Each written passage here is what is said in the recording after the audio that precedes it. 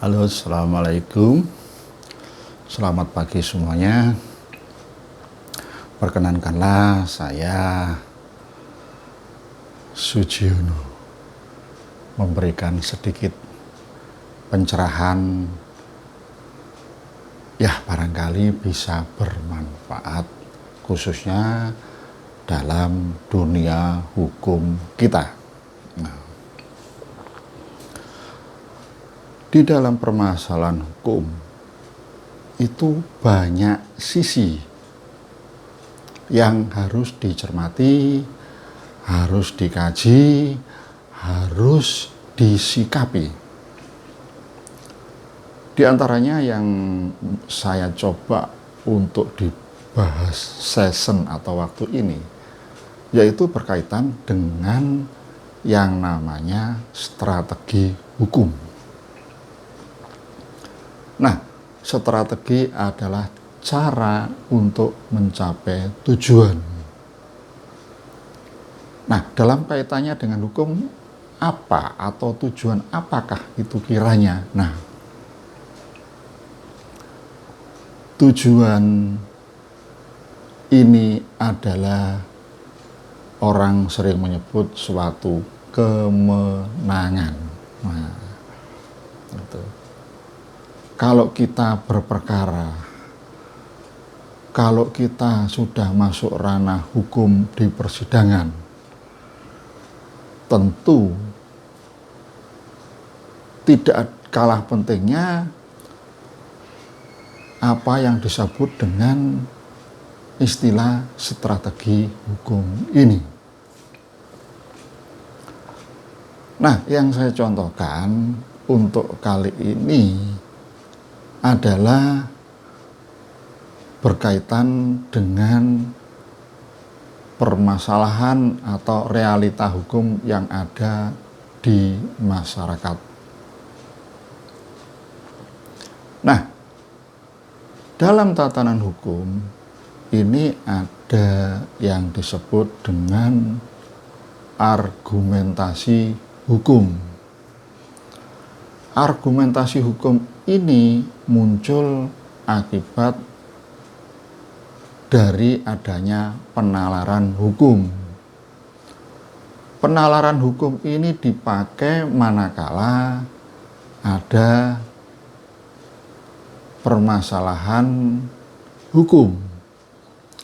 Permasalahan hukum ini sebelumnya terjadi karena peristiwa hukum. Nah, jadi karena ini berkaitan dengan masalah hukum, ya tentunya kajiannya adalah kajian hukum.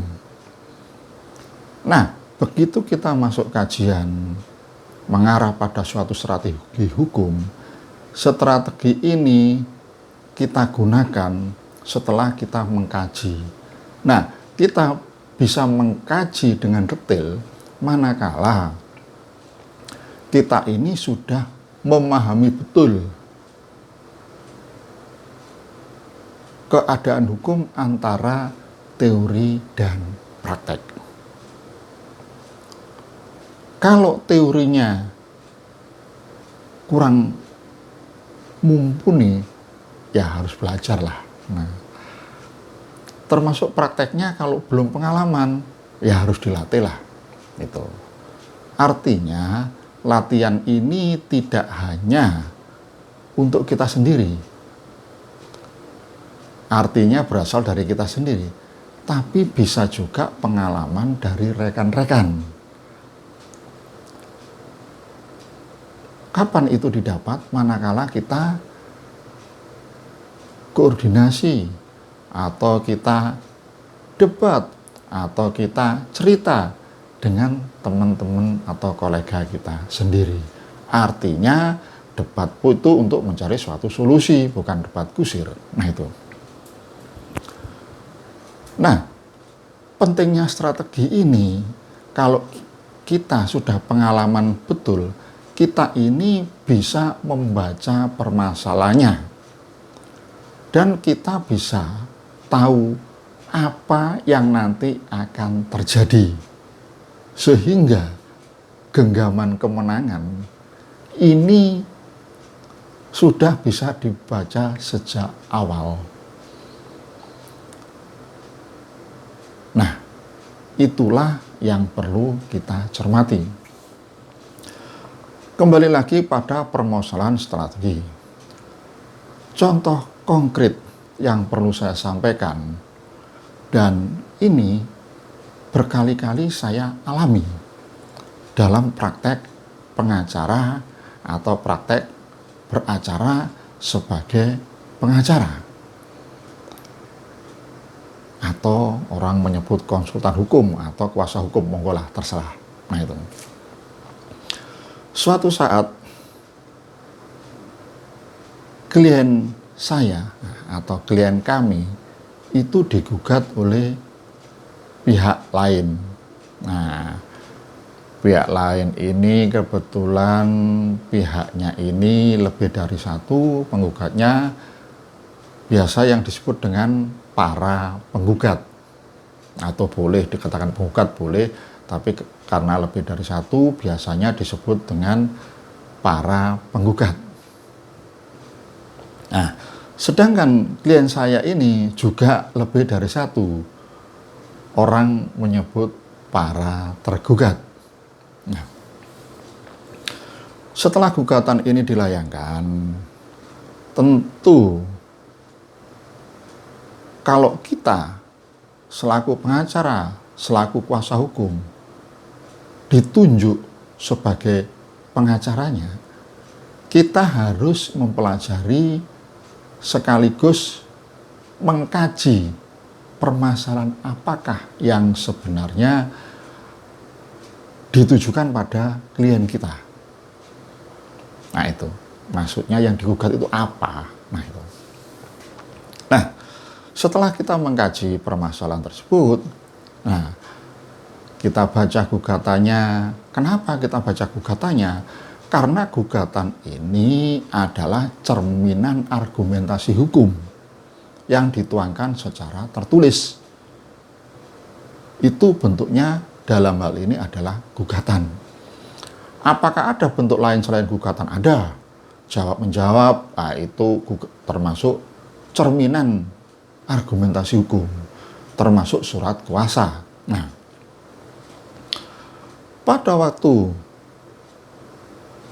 saya atau kami ditunjuk sebagai kuasa hukum dari para tergugat ini, saya minta supaya saya dikopikanlah gugatannya. Nah itu, begitu saya diberikan kopi gugatan itu, mulailah saya melakukan kajian. Permasalahan gugatan ini tidak sederhana. Pertama yang kita cermati, apakah gugatan itu sudah betul? Apa ukuran betulnya atau benarnya? Yaitu sesuai dengan hukum acara. Dalam kaitannya di sini adalah tentang pembuatan gugatan. Jadi untuk membuat suatu gugatan itu tidak mudah. Karena gugatan ini adalah cermin dari permasalahan hukum yang muncul dari peristiwa hukum, kemudian dituangkan dalam suatu argumentasi hukum sesuai dengan cara-cara dalam membuat gugatan. Nah, cara membuat gugatan ini ada yang namanya hal-hal esensial. Hal-hal esensial itu maksudnya hal-hal yang harus ada dalam suatu gugatan. Apa itu? Di antaranya adalah judulnya, gugatan ini tentang apa? Selanjutnya, gugatan ini ditujukan ke pengadilan mana? Terus adanya posita. Apa itu posita? Posita itu adalah dasar gugatan, atau ada yang menyebut namanya fundamentum petendi. Nah, selanjutnya ada juga yang dinamakan dengan petitum. Petitum itu apa? Petitum itu adalah permohonan. Apa yang dimohon dalam gugatan itu? Kalau bahasa vulgarnya, apa yang diminta? Gitu. Jadi orang menggugat itu harus mendalilkan. Dalam hal gugatan ini didalilkan secara tertulis karena di sini ada aturan hukumnya. Gitu. Artinya tidak semua orang bisa membuat gugatan. Pengacara pun kalau tidak banyak belajar, dia belum tentu bisa membuat gugatan yang baik dan benar. Nah, setelah kita mengkaji gugatan ini, kalau ternyata dalam gugatan ini ada hal yang cacat, maka peluang dari tergugat bisa mengajukan eksepsi. Apa itu eksepsi? Yaitu dalil yang dituangkan dalam jawaban pertama untuk mengkritisi, untuk menangkis, untuk menanggapi bahwa gugatan ini adalah tidak benar. Jadi di sini belum masuk pada ranah pokok perkaranya, tapi masih pada teknis untuk membuat gugatan yang baik dan benar. Nah, pada waktu kita mulai mengkaji, nah kita baca. Apa yang dibaca? Ya gugatan itu. Yang kita cermati apa? Hal-hal esensial yang ada pada gugatan. Tadi sudah saya sebutkan, gugatan ditujukan kemana, positanya bagaimana, petutumnya bagaimana, tanda tangan para pihak apakah sudah ada, materai apakah sudah ditempelkan. Itulah hal-hal yang harus ada dalam suatu gugatan. Termasuk kalau gugatan ini diajukan melalui kuasa hukum, harus ada surat kuasanya.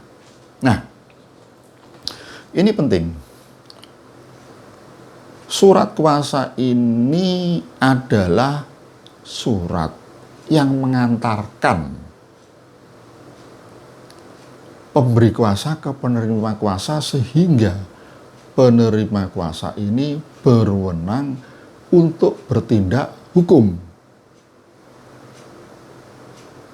Tanpa surat kuasa, maka seorang kuasa hukum tidak akan bisa mewakili kliennya atau kliennya. Nah itu. Nah, di dalam surat kuasa pun itu ada tatanannya, ada cara-caranya. Artinya cara membuat surat kuasa. Cara membuat surat kuasa yang baik dan benar. Jadi mohon dipahami, ini namanya surat. Surat ini penting sekali dalam khasanah hukum. Surat itu banyak sekali macam ya. Ada gugatan, itu masuk namanya surat gugatan. Ada kuasa, itu namanya surat kuasa. Ada perjanjian, itu namanya surat perjanjian. Dan sebagainya, banyak sekali. Dan ini ada hal-hal esensial atau orang menyebut esensialia. Artinya apa?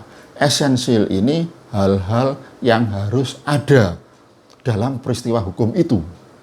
Misalnya saya contohkan, dalam peristiwa jual beli itu esensialianya apa? Harus ada penjual dan pembeli. Nah, bagaimana dikatakan jual beli kalau penjualnya nggak ada, adanya pembeli? Nah, kan nggak mungkin. Selain itu adanya objek yang diperjualbelikan. Nah, orang ngomong jual beli, tapi nggak ada yang dijual. Nah, mana mungkin? Nah, itu. Nah, selanjutnya ada harga. Nah, bagaimana kalau jual beli nggak ada harga? Itu bukan jual beli, itu namanya hibah atau diberikan. Nah, ini. hal esensial ini perlu dicermati. Hal esensial ini perlu dipahami. Ini adalah teknik strategi dalam membuat surat, termasuk dalam hal ini adalah surat gugatan. Mengapa demikian? Sesuai dengan hukum acara. Apa itu hukum acara?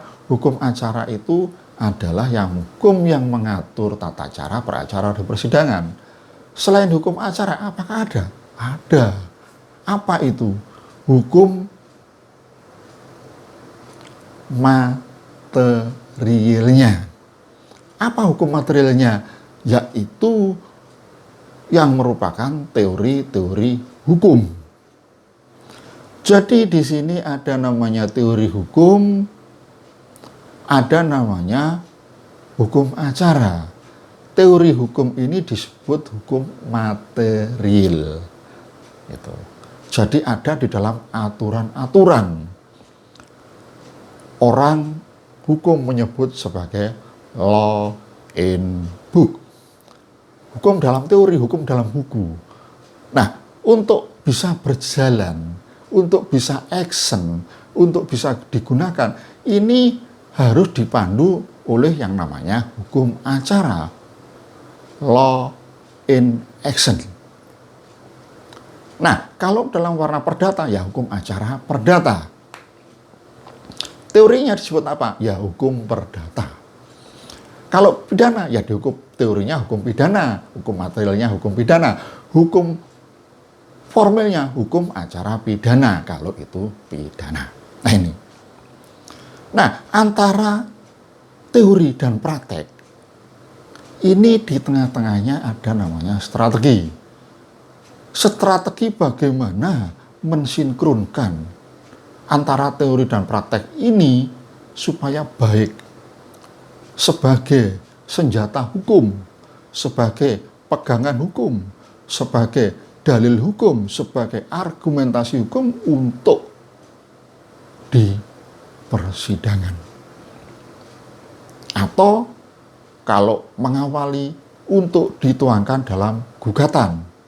Nah, karena saya di sisi atau sebagai kuasa hukum dari pihak tergugat, yang posisi saya di sisi tergugat, sayalah yang harus mengkritisi adanya gugatan tersebut. Nah, terus saya lihat gugatan ini apakah betul atau tidak betul, apakah benar atau tidak benar, apakah baik atau tidak baik. Nah, tentu saya harus menelaah satu persatu. Pertama saya kaji berkaitan dengan hal-hal esensial, atau orang menyebut hal-hal yang esensialia. Apakah sudah tertuang dalam gugatan? Ternyata setelah saya kaji, saya temukan bahwa ada tergugat, salah satu dari tergugat, karena saya kuasa para tergugat, lebih dari satu. Ternyata yang digugat tersebut sudah meninggal dunia. Nah, begitu saya membaca ini, tentu saya sudah bisa ngomong bahwa klien saya akan menang. Apakah omongan ini cukup? Apakah omongan ini bisa dilakukan oleh tergugat secara sendiri tanpa kuasa? Tentunya tidak bisa. Karena ini nanti akan dituangkan dalam suatu proses persidangan strategi ini. Selanjutnya, kalau kita sudah bisa menuangkan sesuai dengan strategi hukum, maka si pemutus perkara, dalam hal ini majelis hakim, tidak bisa berbuat banyak. Kenapa tidak bisa berbuat banyak?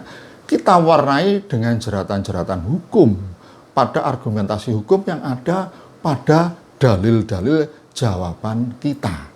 Kenapa jawaban kita? Ya, karena kita sebagai tergugat. Artinya saya ini sebagai kuasa para tergugat atau kuasa tergugat. Nah itu. Nah, inilah yang nanti saya masukkan dalam eksepsi. Nah, apakah ini perlu kita ngomong-ngomong pada orang lain? Oh, jangan. Sebelum itu terlampaui season itu, jangan pernah pada ngomong pada orang lain. Siapa maksudnya orang lain? Ya, orang-orang yang dekat dengan pihak penggugat. Orang-orang kita yang berapa istilahnya pingin memberitahukan pada penggugat pokoknya. Nah itu, kita harus waspada itu dalam prakteknya. Karena tidak semua klien, keluarga klien itu mendukung klien kita. Sehingga kalau saya menyampaikan pada klien mesti dengan penuh pesan. Ini rahasia, ini jangan diceritakan pada pihak lain. Kenapa kalau ada orang lain tahu dan bocor, ini disampaikan pada para penggugat. Penggugat akan bisa merubah gugatannya. Maksudnya gimana? Nah, nanti dalam hukum acara ini ada proses persidangan. Pertama sidang, hakim menyarankan atau majelis hakim menyarankan untuk mediasi lebih dulu. Setelah mediasi gagal, tidak ketemu adanya perdamaian, baru hakim mediator menyerahkan permasalahan ini kembali pada majelis hakim semula.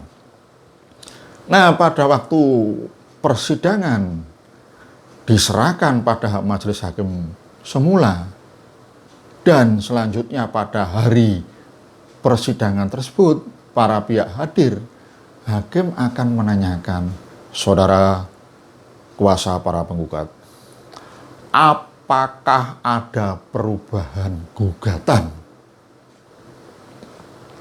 Nah, selanjutnya penggugat atau kuasa para penggugat maksud saya akan menyampaikan sesuatu. Apa sesuatu itu, merubah gugatan atau tidak? Artinya tetap pada gugatan semula. Nah, ini adalah hal penting yang kita tunggu. Dikatakan oleh para penggugat, majelis hakim, kami tetap pada gugatan kami. Oke, kata majelis hakim. Kalau saudara tetap pada gugatan, berarti sekarang saya beralih pada pihak tergugat. Karena yang hadir kuasa hukumnya disebutlah pada kuasa hukum para tergugat. Saudara kuasa hukum para tergugat, karena tidak ada perubahan gugatan, apakah saudara akan menanggapi gugatan tersebut secara tertulis? Ya, saya sebagai kuasa para tergugat akan menanggapi secara tertulis dengan memberikan jawaban saya. Oke, kata majelis hakim. Bagaimana? Sidang ditunda 1 minggu ya? 1 minggu itu dihitung pada sidang hari itu. Misalnya hari Senin, berarti biasanya ditunda Senin depan. Nah, ini kelaziman. Penundaan ini 1 minggu, ya kadang bisa lebih dari 1 minggu. Itu. Tapi yang sering adalah lazimnya 1 minggu pada hari yang sama. Kenapa? Karena hakim juga mengagendakan hari ini sidangnya ini, hari lain sidangnya ini. Nah itu. Sehingga ditunda hari Minggu. Nah, pada waktu penundaan itulah, selama 1 minggu lah, kita menjawab gugatan dari pihak para penggugat. Nah, pada waktu kita menjawab gugatan dari para penggugat, ya toh? Kita cermati tadi. Nah, kita masih diam dulu, nggak perlu cerita. Kita eksepsi. Eksepsinya bagaimana? Oh, ini hal yang esensial dan peluang kemenangan tinggi sekali, mendekati 100%. Karena yang punya sedikit persen itu hakim karena punya kewenangan. Tapi paling tidak dalam argumentasi hukum kita sudah posisi kuat. Apa eksepsinya? Yaitu bahwa tergugat ini, nah bagian dari para tergugat tadi, telah meninggal dunia. Karena telah meninggal dunia, seharusnya yang digugat adalah para ahli warisnya. Nah, orang meninggal itu bukan merupakan subjek hukum. Itulah yang kita tuangkan dalam eksepsi kita. Dalam jawaban pertama, karena eksepsi ini hanya bisa disampaikan dalam jawaban pertama. Pada waktu sidang kemudian setelah 1 minggu, nah para pihak hadir, majelis hakim selanjutnya membuka persidangan ini. Sesuai dengan kesepakatan minggu depan, perkara persidangan hari ini saya buka dan saya nyatakan terbuka untuk umum.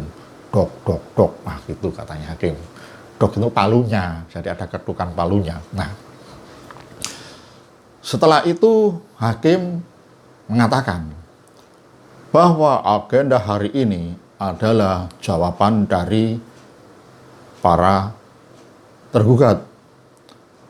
Saudara kuasa para tergugat, apakah sudah siap dengan jawaban? Nah, kuasa hukum para tergugat bilang, sudah siap hakim. Oke, tolong disampaikan. Nah, jawaban ini biasanya dibuat terangkap. Karena hakim majelis, tentu untuk hakim dikasih 3. Yang asli 1, yang lain adalah kopi atau fotokopi. Nah, selanjutnya para tergugat dikasih yang kopi-kopinya itu. Nah,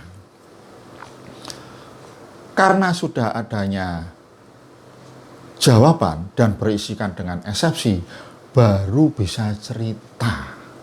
Boleh cerita gitu. Nah, dengan demikian kalau para penggugat ini kuasa hukumnya pinter, dia langsung dek, waduh, nah itu saya akan kalah ini kalau begini. Nah, inilah perlunya belajar ilmu hukum. Nah, itu apa yang terjadi, hal-hal kaitannya strategi hukum adalah sangat perlu. Nah, bagaimana endingnya cerita ini?